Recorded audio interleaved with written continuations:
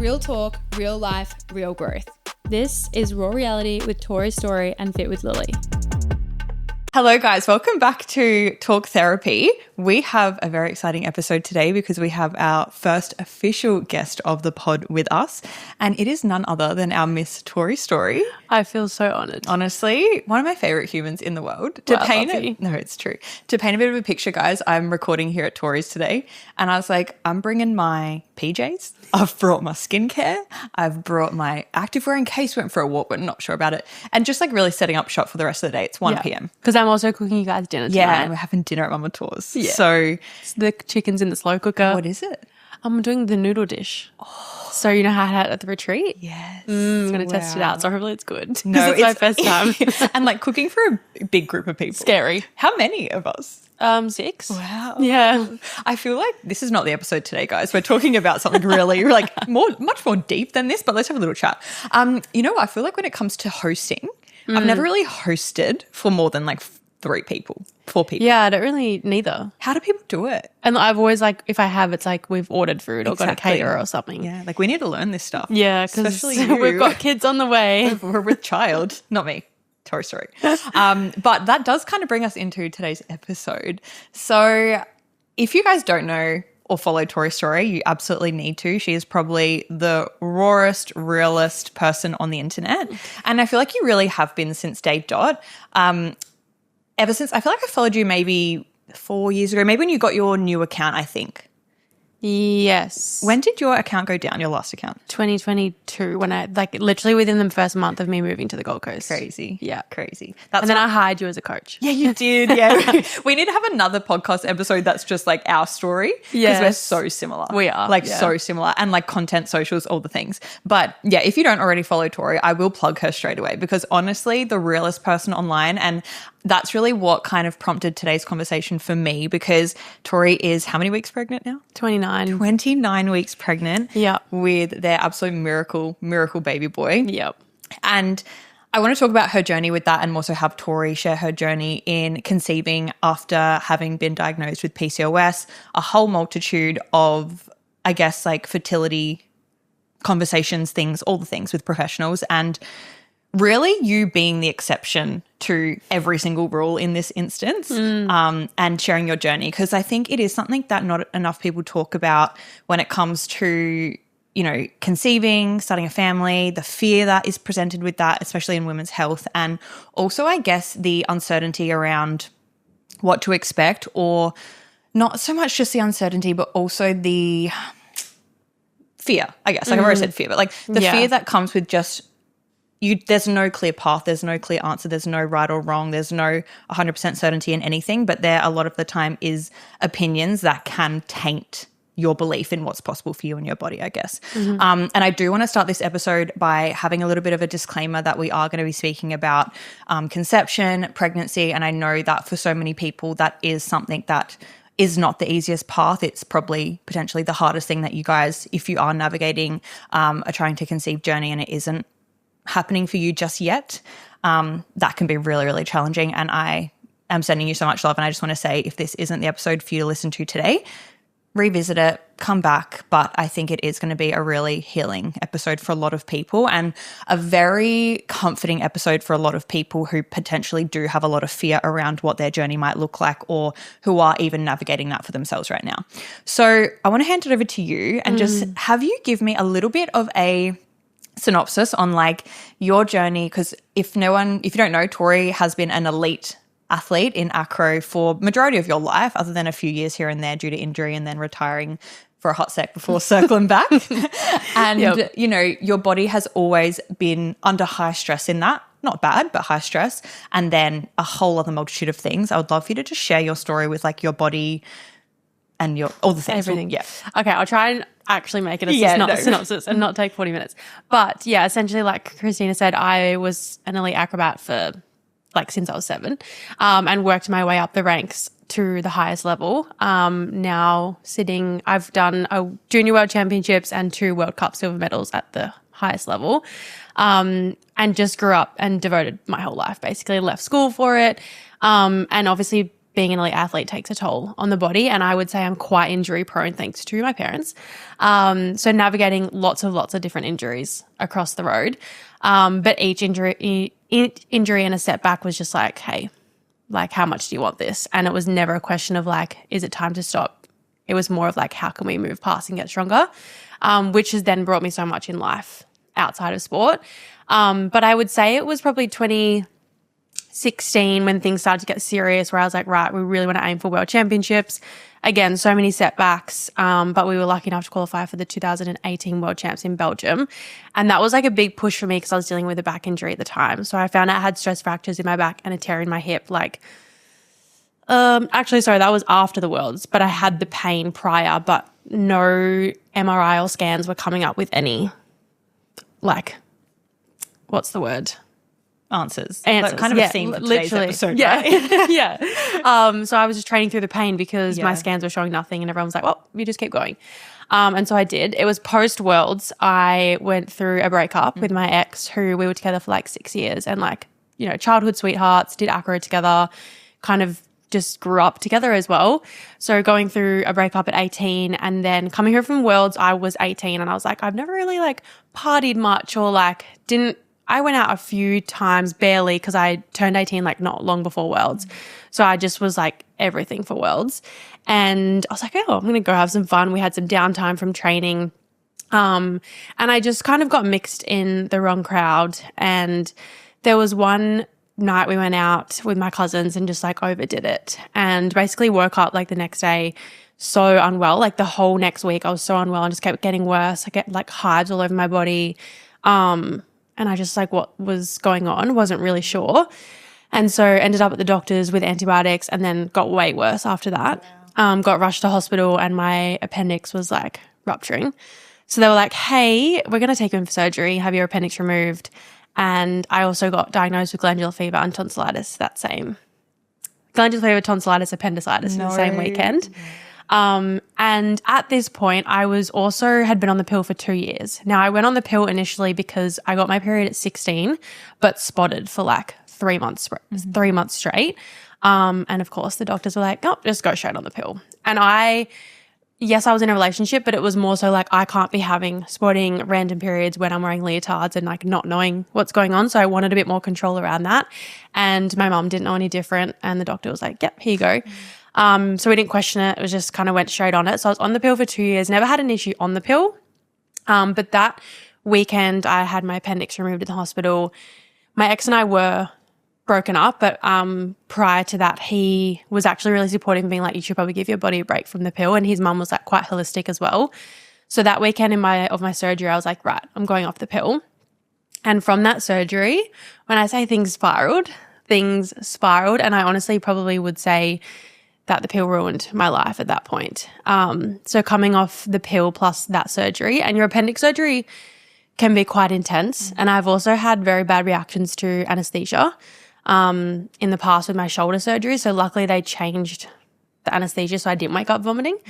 But from that surgery and having time off, I gained 10 or 12 kilos in like 8 weeks of being bed rest. And I was like so depressed and couldn't train. My parents went away, so my brother and my cousin were looking after me. But then it was like 2 boys were looking after me. We were doing like homemade cold rock every night. Like I was eating next to nothing / whatever I was eating was bad because I couldn't really go to the shops because I was recovering from this like abdominal surgery. And so things just like spiraled. And then my skin started to break out. And that's when I was like, what's going on? And so it was like 8-10 weeks later and I look in the mirror and I'm like, who is this person? I've gone from the leanest I'd ever been at World Champs, like not many months before, to this version of myself that I couldn't even recognize. And I had to walk back into the gym to get back into training when I was ready to start rehabbing. And I was like, I can't walk in there. Like I'm the role model of the gym and now I'm about to walk in like out of shape, skin's broken out, like don't even know who I am, injured. So that was like terrifying. And that kind of, I didn't really have a choice but to kind of get back into the gym because we had sights set on the World Cup for the following year. So I guess I just went back in and plodded along. And that was kind of from then, I would say mid 20, 18 to the end was trying to get answers of like why I had gained so much weight, why my skin was breaking out. Once I went off the pill, I didn't get a period for a year. So it was just questions after questions, doctor after doctor, and for like 6 months. And I spent obviously a lot of time seeing doctors, but then we discovered that our new goal was the World Cup, which was early 2019. So I was like, I had a goal to work towards again. So I felt like some sort of self-worth came back in terms of like, okay, I want to work towards this. But with that as well came, I need to get back into shape because I get judged on our appearance and how we look on the floor and all that sort of stuff. So that kind of led into, I wouldn't say like intense, like binge eating, but some form of, and just a very toxic relationship with food, myself, my body, my mind. Like it all just kind of collapsed into like one little box. And that whole next year of like working towards the World Cup was just like, get through basically. Like I'm trying to find answers, but also I'm just trying to train and get to the World Cup, which we did. There was an instance before the World Cup where I collapsed like 2 weeks before, I think, because I was not eating and drinking enough. So I collapsed at training. So then I was like being monitored on like what I was eating and making my parents like make sure I was eating and drinking enough. We got through the World Cup, and I also had then also, obviously, like I mentioned, found out I had back fracture and a tear in my hip. And it was at that point, I think it was January 2019, and the World Cup was maybe March, I think. So I think we were 6 weeks out, and that's when I found this like very good women's health doctor in the city in Melbourne. And I basically went in there and I said, this is the last year of what's been happening from getting my periods, going on the pill, to coming off, to the appendix surgery and everything that happened from that.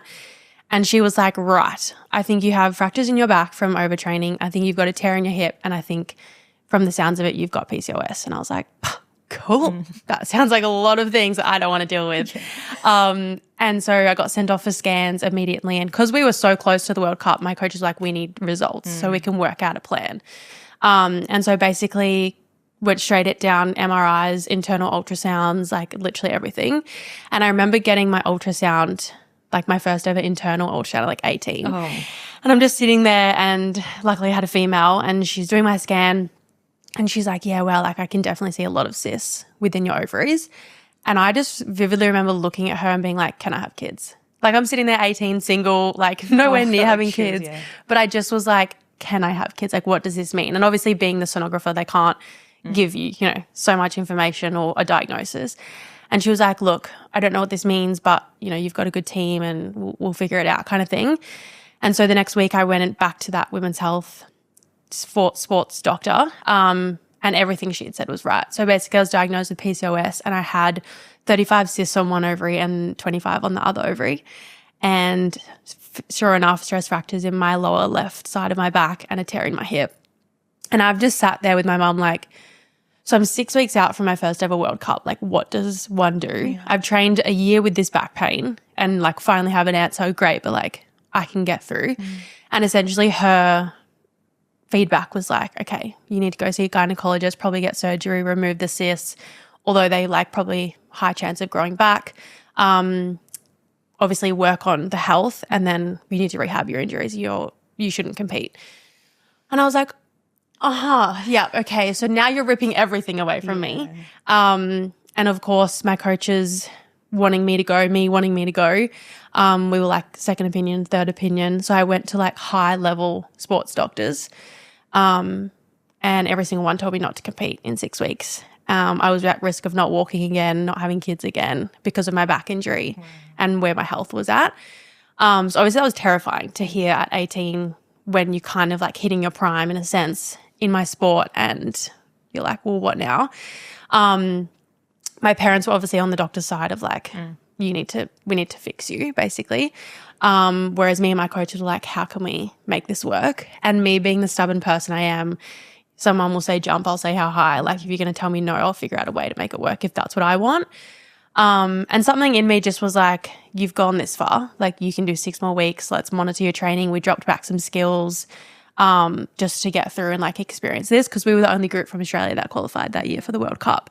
So I just wanted to make it work. So we did, and we got over there, and it was in Las Vegas, and it was rough. I ended up getting bronchitis over there. Like, it was a lot. But we came out with a silver medal, and like coming off that stage, like at the end and seeing our score was like so worth it. And I know a lot of people are like, why would you ever risk that? But like something just inside me was like, you can do it. So coming home from that comp was like, okay, now I need to, and I got so sick after that comp. Like there was no training for me. And so I took a good like 3 months of very, very minimal training to try and rest my back. And then I got to a point where I was so depressed and my anxiety and depression was through the roof. And I was like, I need to sort this out. So I made the decision to step back from the sport, which was like the hardest decision ever because it's what I devoted my life to for that, you know, my whole life basically. But it was the decision that I needed to make. But no one really knew how bad I was struggling and more so mentally. Like my mum kind of figured it out because I would say things like my ex and I were kind of on and off chatting because I feel like you get so close to someone you can tell them. There was like quite a lot of suicidal ideation, which then he would then tell my mum. So then mum kind of found out, but no one else really knew until, you know, years later. And I was like able to open up about it. But at that time, mental health wasn't really spoken about. Again, PCOS, like I had no idea what it was. So it's just like really trying to figure out these answers. And then for that next like 6 to 12 months, I was so lost of like who I am, what I'm doing. You know, I left school, I didn't study because acro was my life, whether I was going to be an athlete or a coach, that was it.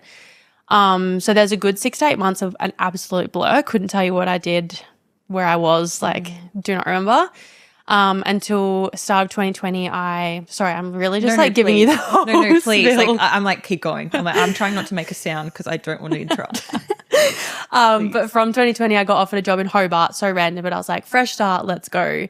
So moved over there for like, I think it was 2 months before COVID hit and everything got shut down, got sent home. Wasn't allowed home because my mum's ex-partner was, we didn't get along well and that was the whole thing. But it was just like a lot, like one after another. So I moved in with my auntie and it was just like I never got answers of like what was going on. Obviously I got the diagnosis of PCOS, but then it's like, okay, well now you just have to figure it out. And there's no cure for PCOS. It's I remember the first thing she said to me is treatable, but it's not curable. I was like, cool, so I'm stuck with this forever. And obviously I started learning about it and I was like, okay, PCOS is linked to infertility and like my goal in life is to be a mum. So what needs to happen for me to like make that happen? What do I do?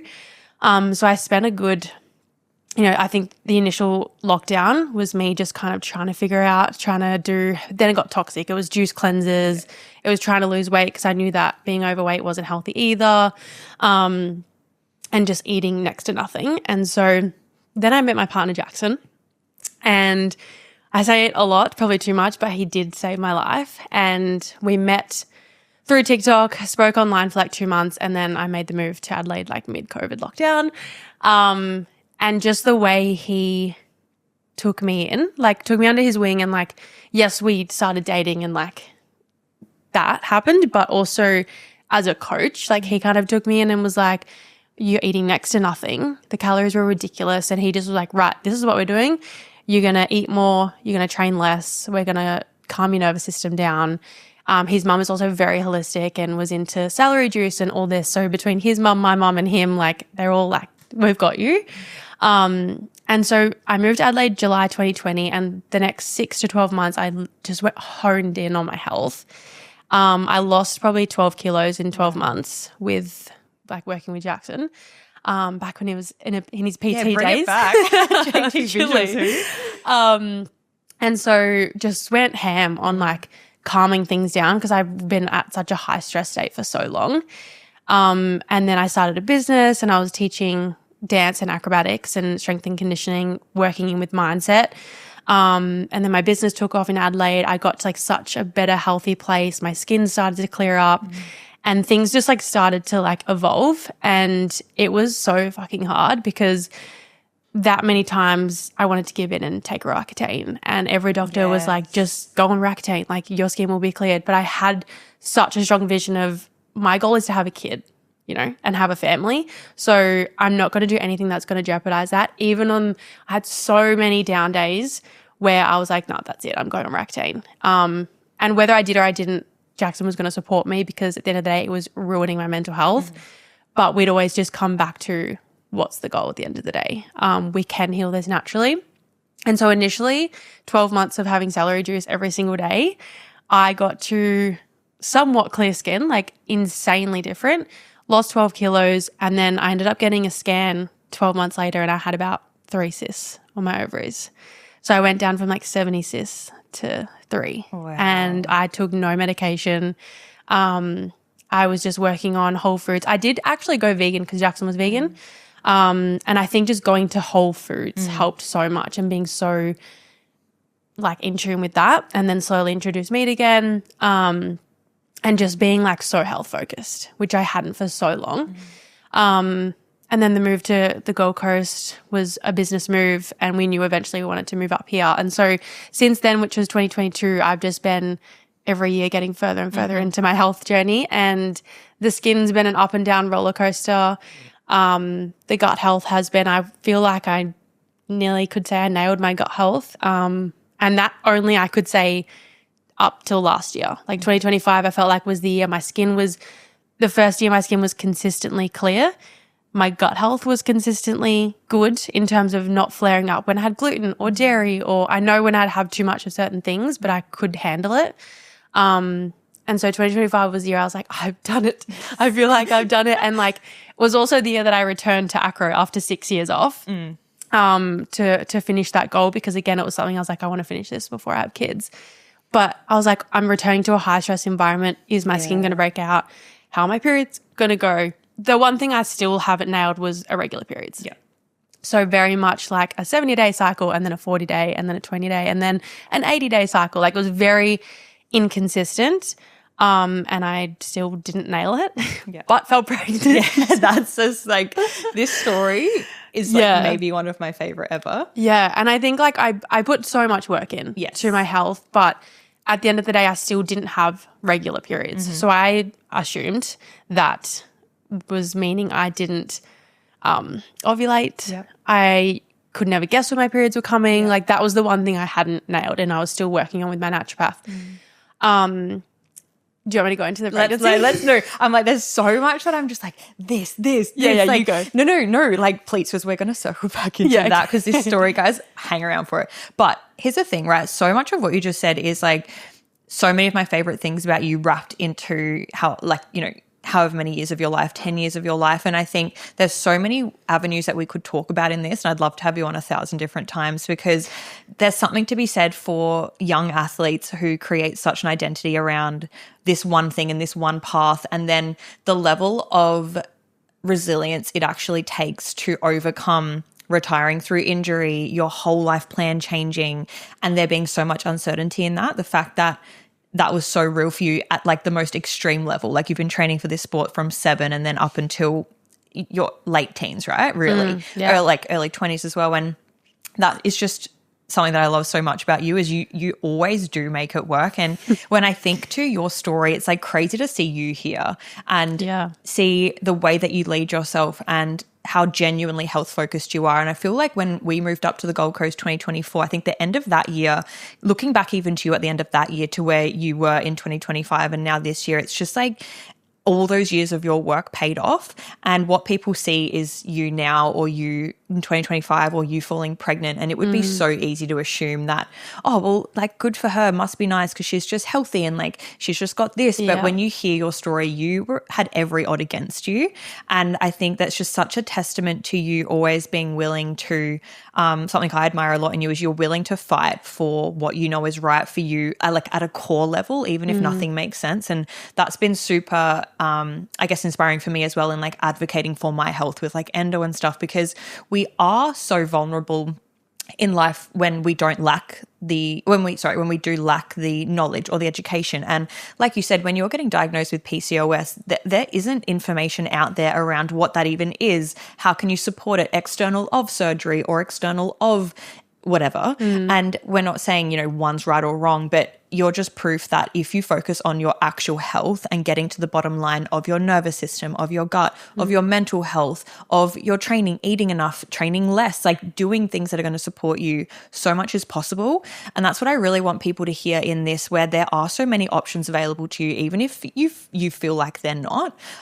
So I guess for you, like when it came to your diagnosis and then being told, I guess not necessarily intentionally having fear placed upon you, but did you feel as though the support that you got was quite dead end in terms of this is what it is and this is what it's going to be for you? Or did you feel as though you were kind of given options to look outside of the box in terms of like your health and Not support? at all. Yeah. I would say I got the diagnosis, this is your plan, get surgery, probably go on medication and call it a day. Yeah. And there was no education around what PCOS was. It was like, hey, you're diagnosed with polycystic ovarian syndrome.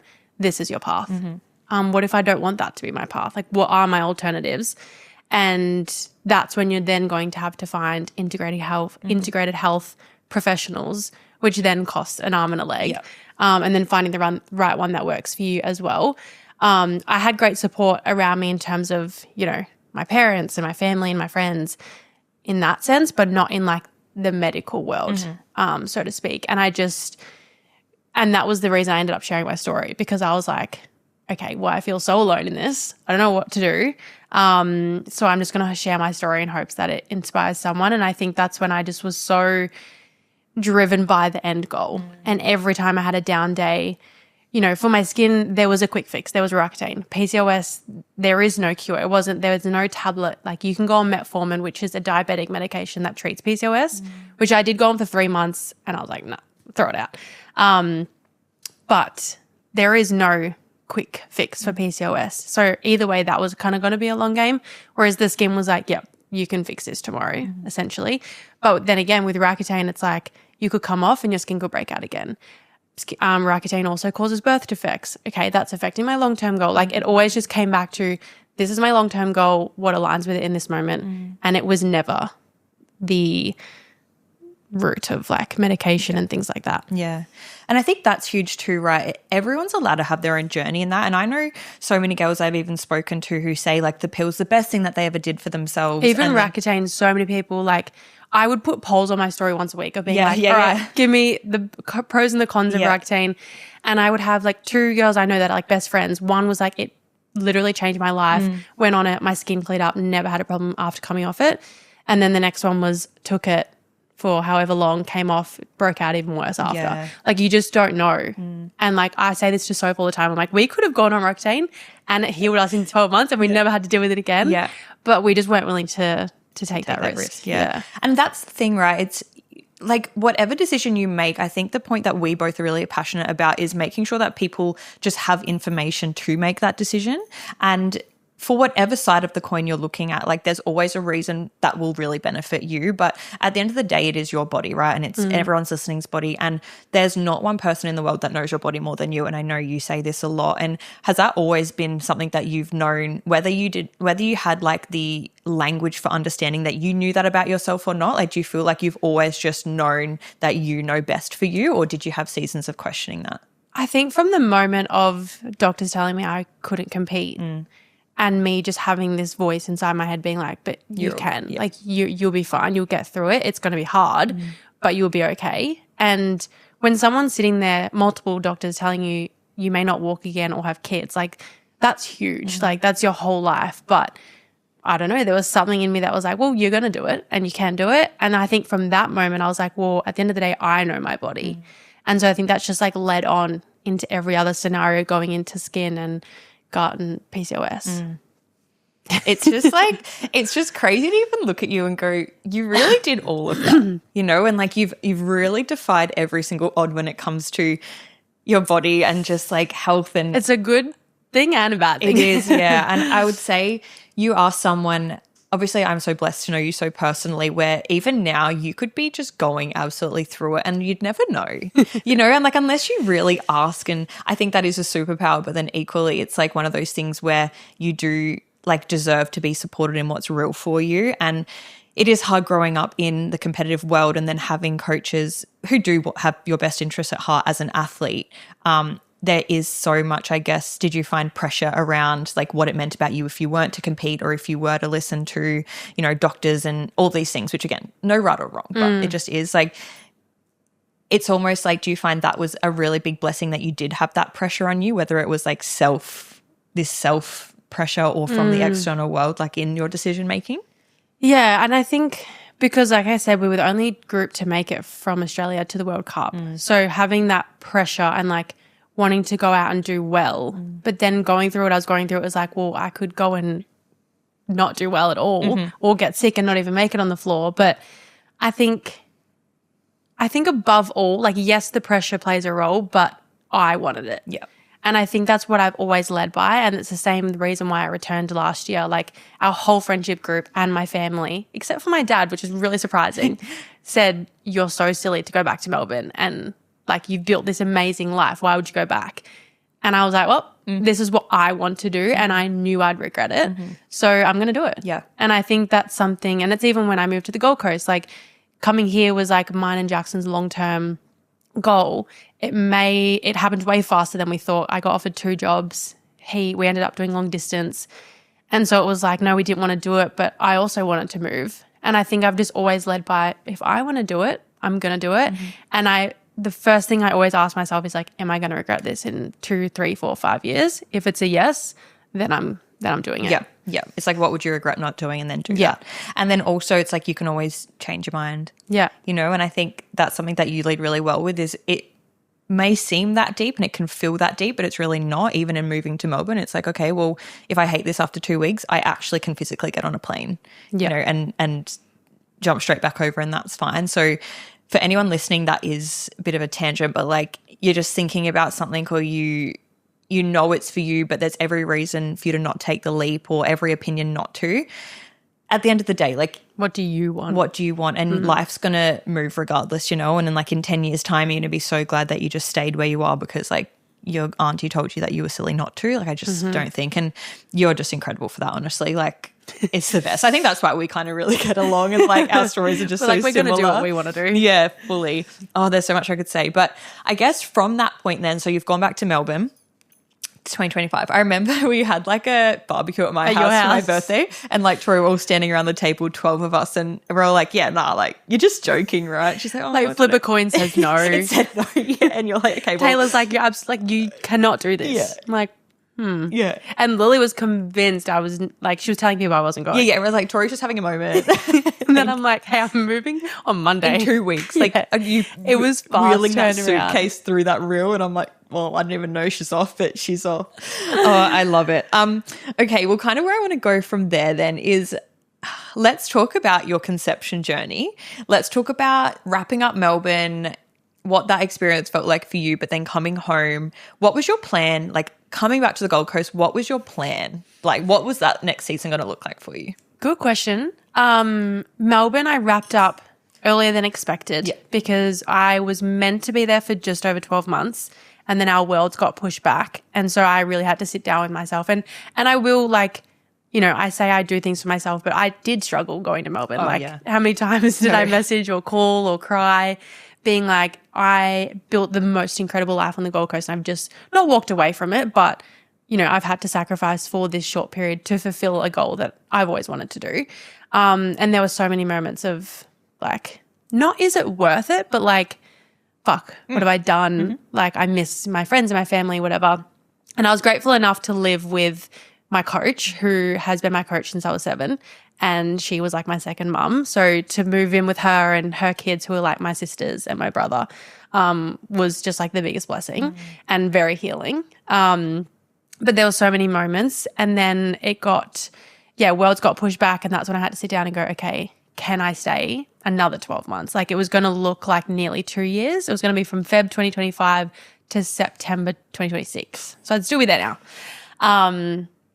And so I ended up making the call after our last 2 World Cups of being like, okay, I think this is, and it all just somehow worked out. Like, the reason I got this opportunity was because a girl got injured and I went in to replace her at a very high level. And I don't want to say this in like a cocky way, but like, I have been at that level.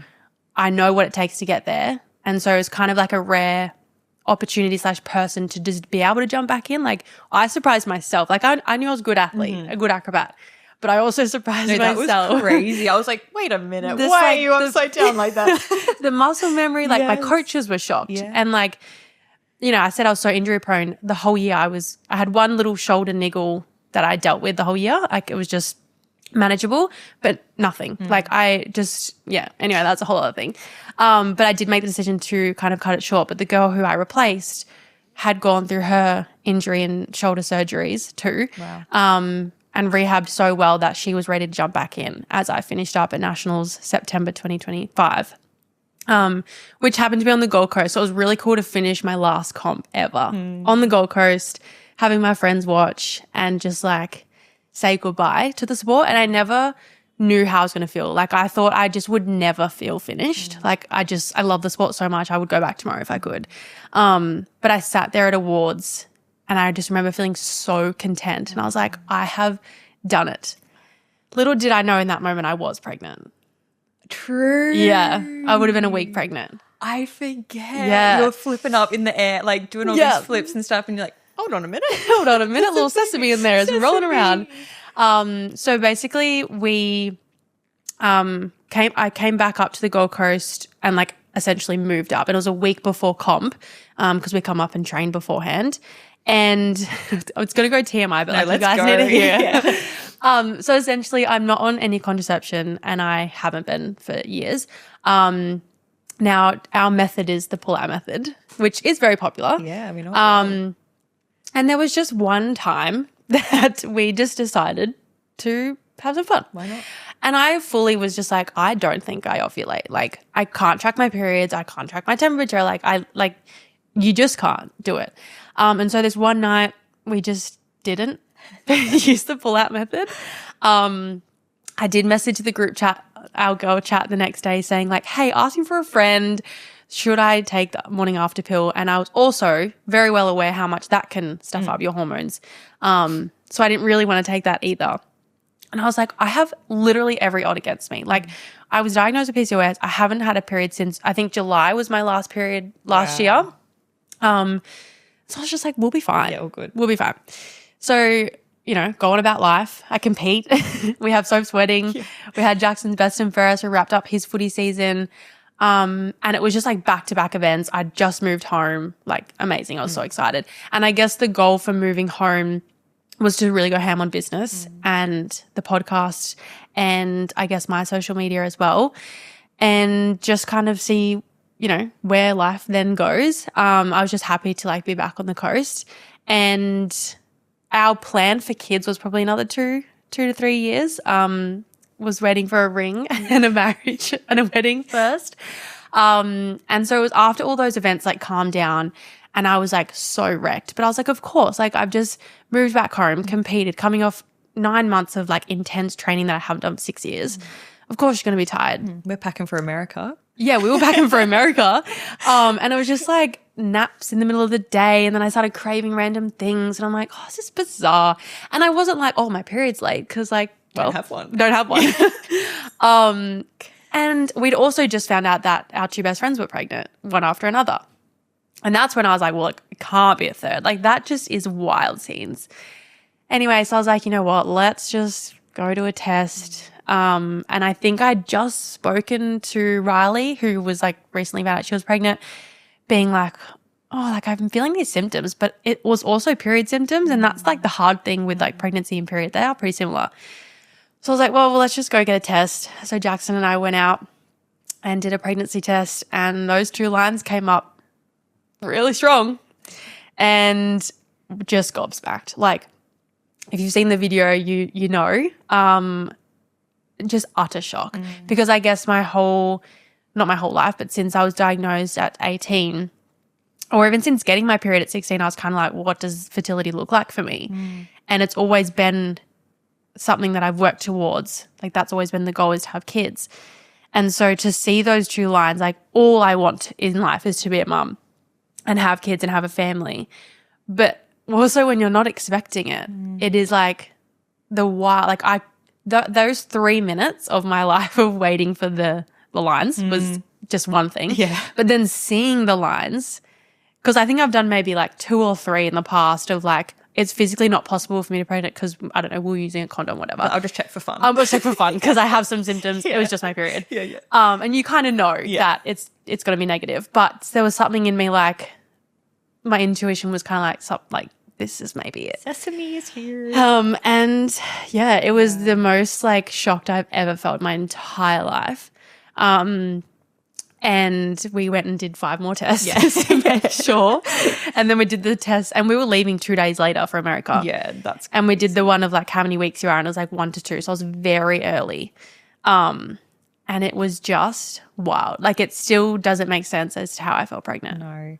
I would love to talk about that for a moment to normalize, because I think you share this so beautifully online as well. And again, we are so aware of everyone's circumstance when it comes to conceiving is so different, and there can be so much heartbreak that goes into that. And so I never want to, have anyone feel as though this conversation is insensitive to that, and we're always sending so much love. But I think there can be a lot of guilt wrapped up for people like yourself who even throughout your pregnancy, like you haven't had an incredible experience, you found out, and whilst it is, the biggest blessing for you, there's also allowed to be parts of you that does have so much fear around that, and the uncertainty of that chapter and it not being the timeline, and even navigating that with Jackson for the first time, because it is him as well, and it's like it's him and you and it's your family. And just whilst there's never a question that you're not going to love this baby and that you're not going to bring this baby in and give him the most incredible life, there's also duality in that experience. So can you speak about that for you? And I guess like how you felt this pregnancy, and, the courage that it has taken, I guess, for you to be so real about that. Because I know so many people have related to being like, I have not loved pregnancy how I thought I was going to. And it was a surprise, and I'm not going to get on the internet and, you don't have this video where you're both like, yes, like we were waiting for this, and like it's perfect because everyone's journey is their own, but people can have so much to say in that. What has that looked like for you? It's been a whirlwind. Honestly, like we found out, again, it was like 1 to 2 weeks. We went over to America. We had our own troubles in America with like our time frame and sleeping. Yeah. And that was a whole thing. That was a whole thing. But honestly, instantly there was fear around just pregnancy as a whole. Yeah. I feel so confident in having a newborn and having a baby because I've grown up. I've got 3 little brothers. I've grown up around babies like pretty much my whole life. I've taught babies. Like I feel so confident in that. Pregnancy, I feel like I hit this stage and I was like, wait, I have so many questions. No one talks about this. No one talks about that. What symptoms is this? Like terrified. And obviously as soon as you find out, then you go and get your blood tests. And I did that, but then we were at the airport in like LA and I'm trying to get my blood test results to see if my HCG was rising. And then I got the results and they were skyrocketing. I was like, perfect. But then my naturopath was like, we'll check again in like a week or 2 to make sure they continue to rise. So then I had all this fear around that and went to the doctor in New York because I was like, I'm mentally like need some clarification that, this pregnancy is going through, because it was one thing to fall pregnant at an absolute miracle, but then another thing to stay pregnant. Like I didn't know if because of my PCOS that was a problem, like so many questions. And then the day we were leaving America was when I got really sick. I think I hit 6 weeks, maybe it was 5 weeks when we left America, and threw up the whole way home. Like it was awful.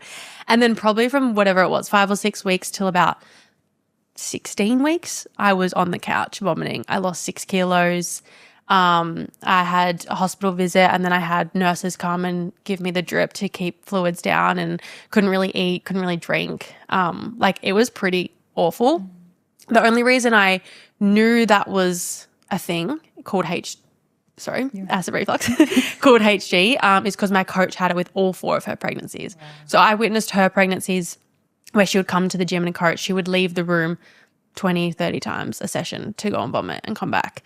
And so I was very aware of like what HG was. But to experience it is one thing. And I just felt like growing up, I was like, I can't wait to be pregnant. Like I'm, going to glow and I'm going to eat as well as I can and train as much as I can and be that pregnant girl. And I just wasn't that. And then also going from 25 to 30 hours a week of training to absolutely nothing for 4 months was like so hard. And that was another thing. Then my body started to react in a way like my lower back pain was really bad because my physio was like, you've gone from 100% to nothing. Now your body's like, how do we work? And then you're growing a human. So your balance is changing, like your body's changing so much. So I was navigating that. And I just felt none of this was talked about. And like how grateful I am to be pregnant. Like this baby is a miracle, but it shouldn't take away from the experience that I'm having. And so I felt really called to speak to it online, and I'm an open book. Like I've shared everything from day one, and I always speak to my experience. You know, I'm not telling everyone to do anything. I'm like, this is what I'm navigating. And the response has been insane. Like so many DMs daily just being like, thank you for being so real in this pregnancy, and just sharing that it isn't glamorous, because you see it in the movies, you see it online, that like pregnancy is just glamorous and it's really not. And to be honest, I've hated 95% of it. The only thing that I love is feeling him in my belly every single day. It's just like the most beautiful thing I've ever felt in the world. But other than that, like the HG, the vomiting, the food aversions, like I'm so hungry all the time. I never want to eat anything. Like I just don't feel like it. The acid reflux is a whole thing. And I'm like, just give me my baby, like get my baby in my arms.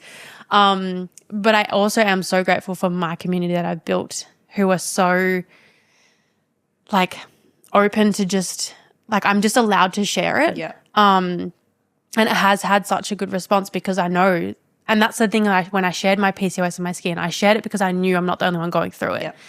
And that's what made me share this time, was like, I'm not the only person going through pregnancy, hating it, but so grateful to be pregnant, and like couldn't be more excited for this chapter of my life. Because if you've listened to my podcast or followed me on YouTube, like, you know how much I want kids. Like, you just know.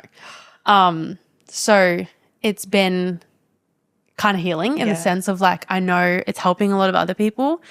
But then there's also people, you know, Riley's had an amazing pregnancy. Tay's had a pretty good pregnancy. Like, and someone put it in my question box, like, how have you gone with them having like great pregnancy? I'm like, great for them. Like, I'm happy for them. Like, I wouldn't want them to experience this. Like, it really did suck. And I'm still, you know, 10, 12 weeks out from baby boy's due date. But this has just been my journey. And I think after having the year that I had, like, I did need to slow down. And I think this was the universe being like, you're not going to unless we make you. So this is what you get.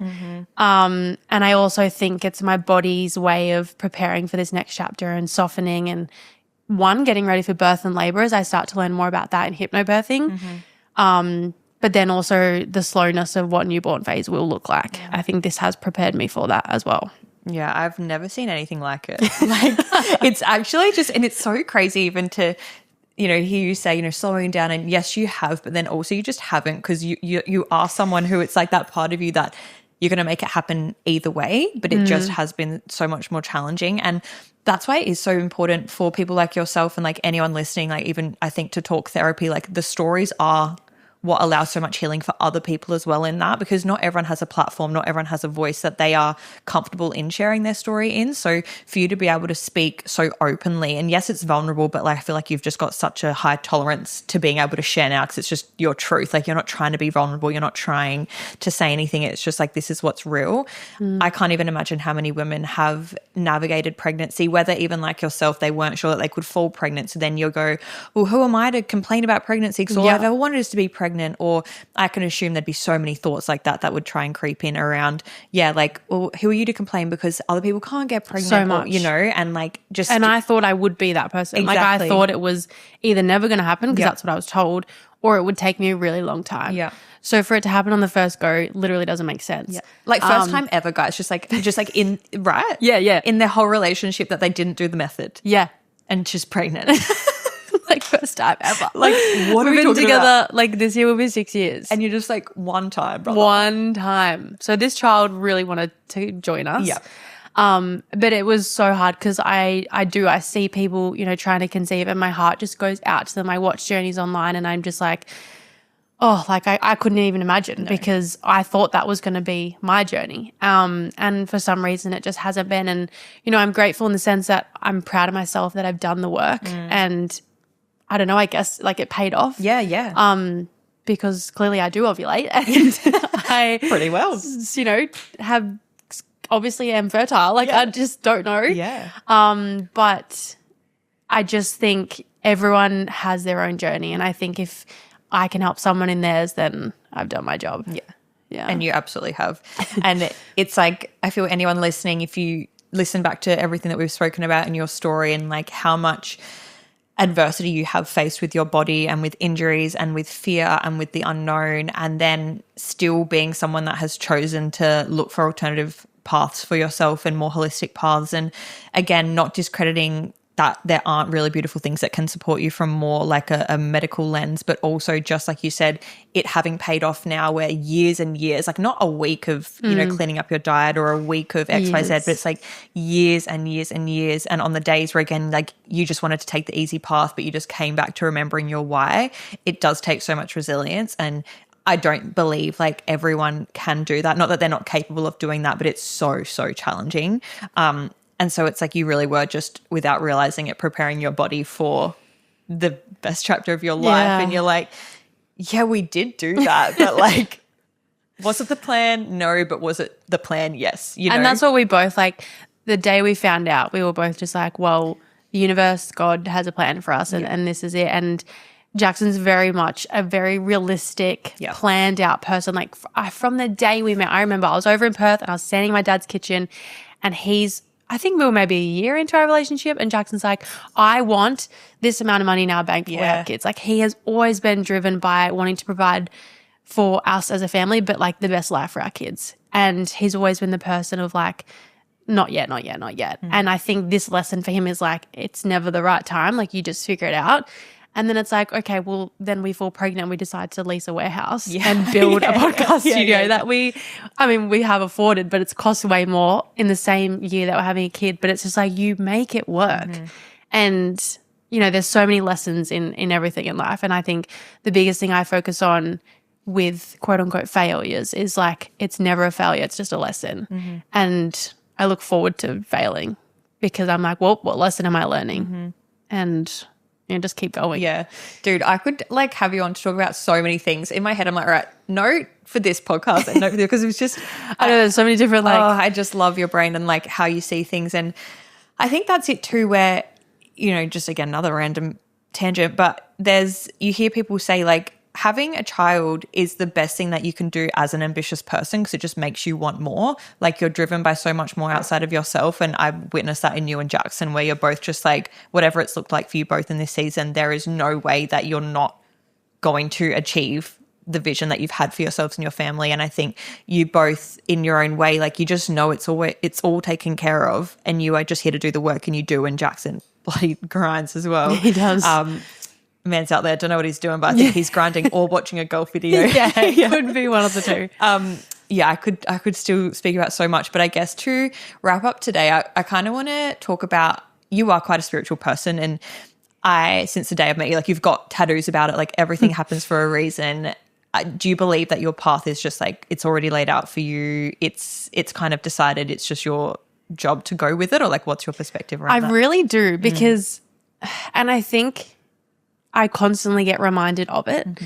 And, you know, I'll use going back to acro last year as an example of like, for the last 6 years since I retired in 2019, I was constantly saying, before I have kids, I want to compete one more time. Before I have kids, I want to compete one more time. Like if I went back on my podcast, like how many times I would say that, and it just happened for me. Like it literally just worked. And then for me to go, and it maybe not that it wasn't the right thing, because I'm freaking so glad I did it. It was the best thing ever.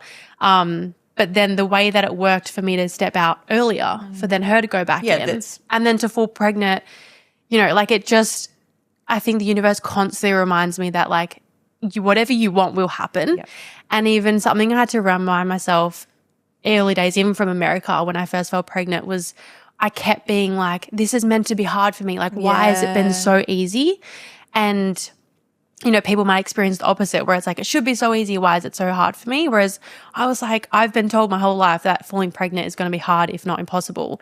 So why has it been so easy? So then going through the stages of pregnancy, especially that first 12 weeks where, you know, things are I guess a bit uncertain, it's like, well, that was so easy, then this should be hard. Like maybe I won't keep the pregnancy or whatever it was. And it still comes up to this day. Like last night I had a scare of like, he was a bit quiet and I'm like, oh, freaking out because you got to monitor their movements at this stage. But I had to keep reminding myself that I'm like, well, maybe it gets to be this easy. Like maybe I've prayed for this my whole life. I get to just have it because I've put in the work and this was always the goal. So why would I not be able to have it? And I think that's where like a lot of it comes in of like, well, there's so many people that are struggling or I should have been struggling, but you just can't bring everyone else's experiences into yours or vice versa. And you have to just take your path with how it is. And like, yeah, I think I unintentionally manifest a lot of things because deep down I'm like, well, it'll work out for me, but I also do the work. Like I'm spiritual in that sense of like, you know, it's going to work out. I'll manifest this and I want this. But then I'm like, well, I'm also doing the work to make that happen. So when it does happen, it's like, oh, well, not surprised because I'm like, I've written this in my journal for 12 months and I have been drinking the celery for 12 months or whatever the thing is. But it does kind of surprise me every time something does happen because I'm like, oh, wow, thanks, universe. Like universe got my back. And I don't know where that's come from, to be honest. My mum is a very spiritual person. But I think it's just like showing up for yourself time and time again and like I don't stop until I get what I want. So so I'm a little stubborn in that way. Yeah, but it's amazing. I think that's where you are such a role model for this because you have belief, but you back it up with what you do. And that's probably the line for a lot of people where it's like manifestation, yes, it's so real, but it's a result of belief and action. And for yourself, it's funny to go like you've done all this work, you've anchored in so many really, I guess, like core beliefs of that it's always going to be easy. And I would say I'm quite similar where I'm like, yeah, like I will be a mum. Like there's no question about that. But how that happens is kind of where maybe the fear presents itself. So you're like, okay, I'm going to prepare for the worst case scenario because it's going to take X amount of time or it's not going to be easy. And then it's funny how it does happen easily and your brain goes, this was meant to be hard, so let's make it hard by putting so much fear in. Yeah, and especially having medical professionals saying this won't happen for you or it will be hard. But I'm the same. Like I have known from day dot, like I became an auntie when I was like 7. So my sister, like there's a big age gap. She had kids young. I've literally been around kids, you know, my whole life. And I'm just like, I know above everything else in this world, I'm going to be a mum. But in the same breath, I had medical professionals telling me you will not fall pregnant or it will take you a really long time. So then you have this one core belief of like, I'm on this earth to be a mum, and then it might not happen for you. Like, where do you even sit in that? And I just guess I always come back to whatever's meant to be will be. I have it tattooed on me. Everything happens for a reason. And I got that tattoo the second I turned 18. And yeah, I think it's just like whatever's meant to be for you will be. But it doesn't take away that there are, you know, other thoughts that come in or like fears that do come in. But if you constantly work through them, you just dissolve them as you go. Yeah. And it's like you're not your thoughts, but I mean, Christina, listen back to that. Listen back to that clip. But I guess for anyone listening, like to wrap it up, we can hear the dogs scratching on the door. They're like, Mum, it's time. What would you say to, 2 questions. What would you say to younger Tori in like the darkest days and in the fear and in, you know, just wondering like what life was going to look like for you or wondering what your conception journey was going to be or wondering if like you were ever going to make it out? Because I know I didn't think I would. Yeah, like, and again, like we can relate with those ones where you're just like, and I think a lot of people can, but not enough people speak about it, where you have times you're like, I don't think I'll make it through this one. Like I think, you know, that might be it. Yeah. And then you do. And then you hit another rock and then you're like, oh, I'm not going to make it through this one. I find this really hard to answer because I look back on my journey and I am so proud of myself at getting through every single hardship that I have because it has not been easy. And I look to, you know, even other things along that path of the emotional abuse from my mum's ex. And like, that's like a whole thing that I've worked through now. My mum is still struggling to put it into words. But, you know, I look through not only what I've spoken to today, but there's so much more. And I constantly just showed up. And I think there was just something in me that was like, you will get what you want. But I think I would just say to her, like, everything you want will come, because she did do the work. And even on those nights where she's sitting on the balcony at 1 a.m. bawling her eyes out, wanting to end things, she still was just like, you've got something in you. And whether that was in acro or in life, in career, like, I just constantly was like, no, there's more out there. And it's like, I felt like I was on a really dark, long tunnel for so long, but there was just one sparkle at the end that I was just like, I'm going to get to that sparkle. And then you kind of get closer to it, and then your whole world opens up that you didn't even think possible. And I think just reminding her, like, you'll get there. And, like, you'll get what you deserve, not what you want. Like, you'll get what you actually deserve. Oh, you just made me cry. And then to the listener who just needs, like, that big sister advice when it comes to their body, advocating for themselves, their health, whether it is, like, their fertility journey or just, like, them, you know, being someone who is just willing to get the answers that they deserve, even if it's not from someone outside of them, like maybe for themselves or whatever it may be. Like, what are you telling her, and, like, what does she need to hear? I think put in the work to yourself and take the time to understand your body and understand your why. So if you're going through, whether it be acne, whether it be PCOS, endo, whether it be weight loss, weight gain, like anything you're going through in your journey, what is your why as to why you want to, quote unquote, fix this or take that path that you want?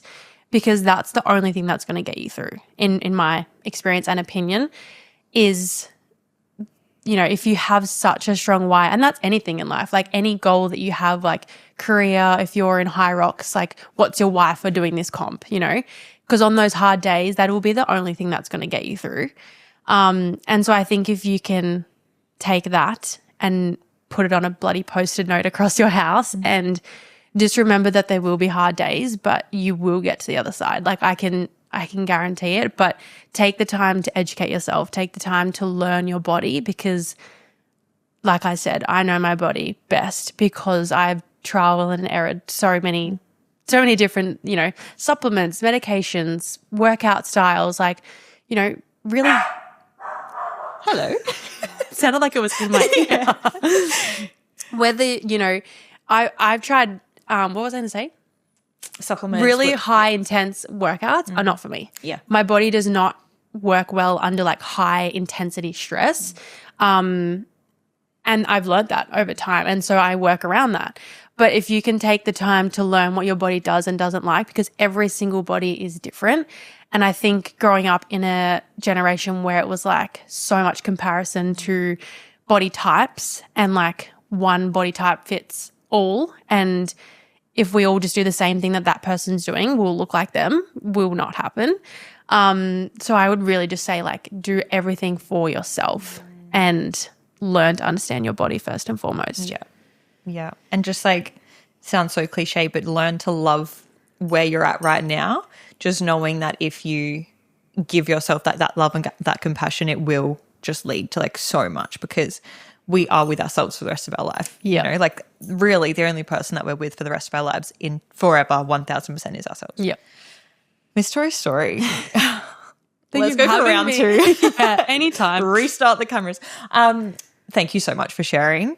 If you guys, like I said, if you don't follow Tori, like, go back, binge her content. If you're having a day where you're just like, I feel like I am the only person in the world feeling this way, or whatever it is that you're feeling, I'm sure you've got a vlog up there somewhere. I was going to say, I definitely would have a YouTube You've on got it something just somewhere. saying, I'm there with you, you know? And yeah, you are just like a ray of light and just so real. And I just love that so much in you, in obviously a best friend, but like even before I knew. Thanks, you know? girl. Love you. So for anyone who might not know you, which is crazy to me, where can they find you? What's your vibe, your podcast? Tell us all the things. Just Tori's Story on Instagram, TikTok, and YouTube with a double T, as someo's taken it. We did message her to get it, didn't we? Yeah. And Multiple paid, maybe times. paid. Yeah, I said I'd pay for it. It didn't work. Yeah. And my podcast is Raw Reality. Yeah. And anything you want to hear is pretty much online from me. I don't really hide much, including what pull-out method I use. Yeah, I love it. Or don't. Yeah, or don't Well, use. maybe the next time we'll speak, you'll have baby boy Yeah. here, but maybe not. Maybe before that. Yeah, See. anytime. Oh, love you so much, Tori Story. Thanks for having me. Thank you. All right. Thank you all for being here yet again for another week of Talk Therapy. Go follow Tori. Go subscribe to her YouTube. Go do all the things. She's absolutely killing it. And like I said, you'll never feel alone when you're consuming this one's content, which is just the best. So with that, love you so much. And I'll see you again in next week's episode. Bye.